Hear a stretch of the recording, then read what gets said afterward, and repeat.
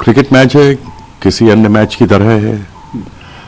हाँ, लोगों में अवश्य उत्सुकता रहती है जब भारत और पाकिस्तान एक दूसरे के विरुद्ध खेलते हैं। जब आप क्रिकेट के मैदान पर उतर जाते हैं तो फिर आप गेंद को खेलते हैं, गेंदबाज को नहीं खेलते या किसी देश को नहीं खेलते, गेंद की मेरिट पर उसको खेलते हैं। अधिकतर लोग जो बाहर से देखते हैं उनके अंदर उत्सुकता रहती है। उत्सुकता तो खिलाड़ियों में भी रहती है, लेकिन अंततः मैदान पर जो बढ़िया खेलता है वही जीतता है। एक भारतीय होने के नाते मैं कह सकता हूं कि हमारी टीम एक बहुत ही संतुलित टीम है। अच्छे नए खिलाड़ी हमारी टीम के अंदर हैं। पाकिस्तान की टीम तितर बितर हुई है, लेकिन ये कभी भी कोई आश्चर्य आपके सामने छोड़ सकती है। तो it can surprise you, that is a Pakistan side. क्या होने वाला है? क्रिकेट मैच है, किसी अन्य मैच की तरह है। हाँ, लोगों में अवश्य उत्सुकता रहती है जब भारत और पाकिस्तान एक दूसरे के विरुद्ध खेलते हैं। और जब आप क्रिकेट के मैदान पर उतर जाते हैं तो फिर आप गेंद को खेलते हैं, गेंदबाज को नहीं खेलते या किसी देश को नहीं खेलते, गेंद की मेरिट पर उसको खेलते हैं। तो अधिकतर लोग जो बाहर से देखते हैं उनके अंदर उत्सुकता रहती है। उत्सुकता तो खिलाड़ियों में भी रहती है, लेकिन अंततः मैदान पर जो बढ़िया खेलता है वही जीतता है। एक भारतीय होने के नाते मैं कह सकता हूं कि हमारी टीम एक बहुत ही संतुलित टीम है और अच्छे नए खिलाड़ी हमारी टीम के अंदर हैं।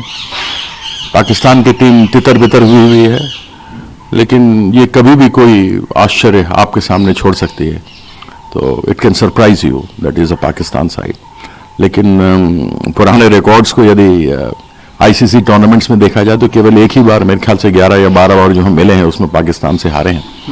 तो मैं भारतीय टीम को अपनी ओर से पूरी शुभकामनाएं देता हूं और इसमें कोई दो राय नहीं कि भारतीय टीम का बल्ला भारी है। सर, जिस तरह से पावर अच्छी होने वाली है, अब आप लोग कह रहे हैं प्रेशर है तो जरूर होगा। प्रेशर तो हर टीम पे होता है, किसी के साथ भी आप खेलो। उतार चढ़ाव हर मैच में होते हैं। आप इंग्लैंड से खेलिए, ऑस्ट्रेलिया से खेलिए, वेस्ट इंडीज से खेलिए, ऐसी स्थिति आती है जैसे पाकिस्तान के साथ रही हो। लेकिन पाकिस्तान वाले मैच ज्यादा याद रहते हैं बनिस्बत के दूसरे मैचेस।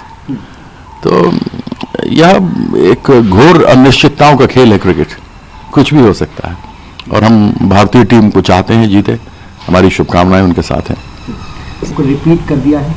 कल जयशंकर ने भी कहा है कि यूएस एडमिनिस्ट्रेशन की तरफ से चीजें सामने आई हैं, इनको देखना बहुत जरूरी है, सीरियस चीजें हैं। हाँ, तो उन्होंने कहा 21 करोड़ रुपए है नरेंद्र मोदी जी को दिए गए वोटर बढ़ाने के लिए। तो इसके ऊपर जवाब तो दे। प्रश्न तो पार्लियामेंट में ही पूछा गया कि किस प्रकार से महाराष्ट्र में लोकसभा में क्या हुआ और उसके बाद तुरंत पलट गया, वो कैसे हुआ, कितने सारे वोटर्स चढ़ाए गए, कितने वोटर्स काटे गए, कौन थे वो। उसी प्रकार से दिल्ली में भी हुआ, जगह जगह पर 10-10, 15-15 हजार वोटरों के नाम काट दिए गए, 10-10, 15-15 हजार नए वोटर जोड़ दिए गए। वो कहां से आए? अब इलेक्शन कमीशन के ऊपर क्या कुछ कहा जाए। इलेक्शन कमीशन ने एक ऑफिस मेमो डाला जो संविधान में है ही नहीं, जो वो कर ही नहीं सकते, कि केंद्र के जो चुनाव होते हैं वो सेंट्रल इलेक्शन कमीशन देखती है और जो राज्यों के चुनाव होते हैं वहाँ सीईओ उनके साथ मिलकर राज्यों में बैठाए जाते हैं इलेक्शन के। लेकिन इलेक्शन कमीशन का आदमी किसी भी राज्य में नहीं बैठाया जा सकता। तो ये वन नेशन वन इलेक्शन की कहानी इन्होंने शुरू कर दी है। 5 राज्यों में इन्होंने नोटिस भेजा था, दिल्ली में, महाराष्ट्र में, बिहार में, बंगाल में, तमिलनाडु में और शायद केरला में, जो बिल्कुल असंवैधानिक है, नहीं होना चाहिए। तो इस चीज़ को देख रहे हैं और आगे इस प्रकार से न हो उसके ऊपर कानूनी बातचीत चल रही है।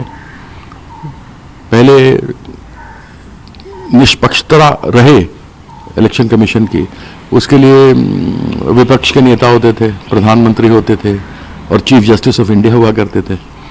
अब संविधान ही बदल दिया गया। विश्व गुरु ने अपने आप है और अपने किसी एक मंत्री को वो रख सकते हैं और लीडर ऑफ द ऑपोजिशन है, तो 2:1 तो वैसे ही हो गया।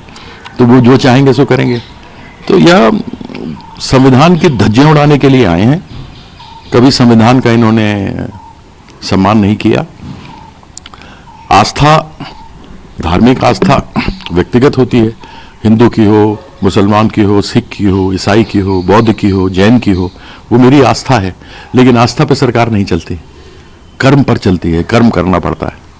जो सरकार में, केंद्र की सरकार, भारतीय जनता पार्टी की सरकार में या डबल इंजन की सरकार में नहीं दिखते।